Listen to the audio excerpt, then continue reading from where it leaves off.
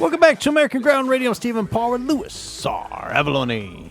Did you see National Geographic claims that the 4th of July fireworks are racist?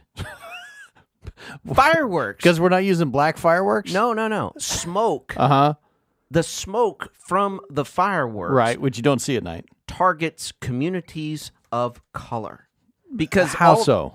All of these fireworks create a large amount of smoke. Okay. And according to a study cited by National Geographic, it disproportionately affects Black and Hispanic communities in urban areas. How's the smoke affect those areas? They found, and again, this is crowdsourced data, so it's not scientific. Right.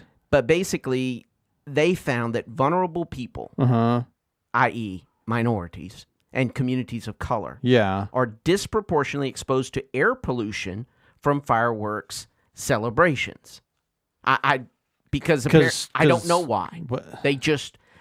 That's what they concluded, is that maybe it's because a lot of fireworks are set off in downtown areas, like in the inner city areas. Okay, but if your only tool is a hammer, everything looks like a nail. And if you want to see the world through a racial lens, you will see racism, whether it exists or not. Oh, every time. Every time. Let's get to a bright spot. So Democrat Representative Cori Bush tweeted out, quote, "When they say that the 4th of July is about American freedom, remember this, the freedom they're referring to is for white people." Yeah, see, there just could be nothing. It reminded there me... could be nothing further from the truth. It reminded me of one of my favorite quotes from Ronald Reagan. The trouble with our liberal friends is not that they're ignorant. It's just that they know so much that isn't so. So she's a member of the squad, kind of one of those peripheral members, like she's looking up to the squad. But anyway. She's a member of Congress. Yeah. Her name is Cori Bush. Yeah. Here's the bright spot. Prior to the signing of the Declaration of Independence, how many British colonies had outlawed slavery? I'm going to say 0. 0. Rhode Island tried, but they failed. But within a few years of the passing of the Declaration of Independence, several states did start to ban slavery. And by the way, the United States didn't create slavery. Slavery didn't begin in 1619, no matter what lies the New York Times tells you. Slavery goes back to before we have history. We don't know of a time in human history before 1776 that there wasn't slavery in this planet. No, this country did not create slavery, No. but guess what? There were thousands of lives that were sacrificed in order to end it. So let me just go through this timeline. 1776, you have the Declaration of Independence. In 1777, Vermont, the state of Vermont, banned slavery for men over 21 and women over 18. 1 year. 1780, Pennsylvania banned slavery in a phased-in approach. Took time to fully implement, but it began just 4 years after the signing. And the Revolutionary War was still going on. Philadelphia was actually occupied by the British for part of that time. 1783, Massachusetts and New Hampshire outlaw slavery. 1784, Rhode Island finally outlaws slavery. Connecticut does too. 1799, New York. 1802, Ohio. 1804, New Jersey. 1820, Indiana. Great Britain didn't free its slaves until 1833. And even then, much of the reasoning behind why it freed its slaves came from the Declaration of Independence.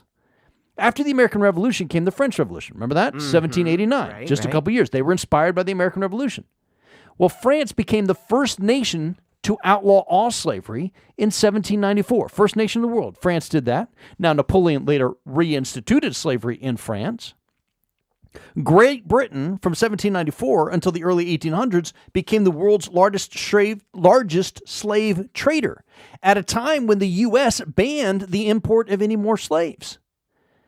What I'm saying here, the U.S. was already freeing slaves while the British Empire was enslaving more people.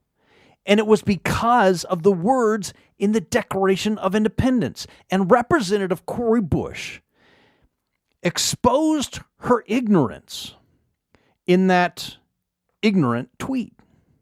No, absolutely. And, I actually saw someone post a meme that said, today is 15 days after Juneteenth. In other words, they're not recognizing. They're not recognizing July 4th. They're recognizing Juneteenth. But I'm here to tell you, Juneteenth would not have been possible without, one, the Emancipation Proclamation. But the Emancipation Proclamation came because President Lincoln believed in the words of the Declaration of Independence. In the Gettysburg Address, one of the most famous speeches in all of American history. You know what sentence Abraham Lincoln quoted from? The second sentence of the Declaration of Independence, which says, we hold these truths to be self-evident, that all men are created equal.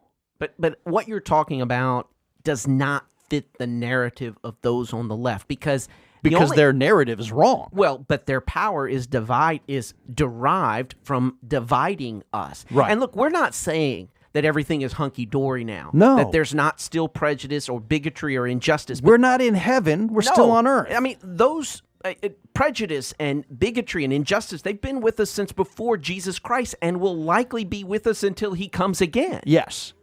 But the freedom we now, all of us now have, came because of a promissory note. This is what Martin Luther King said. He said when they signed the Declaration of Independence, they signed a promissory note that led to the ending of slavery.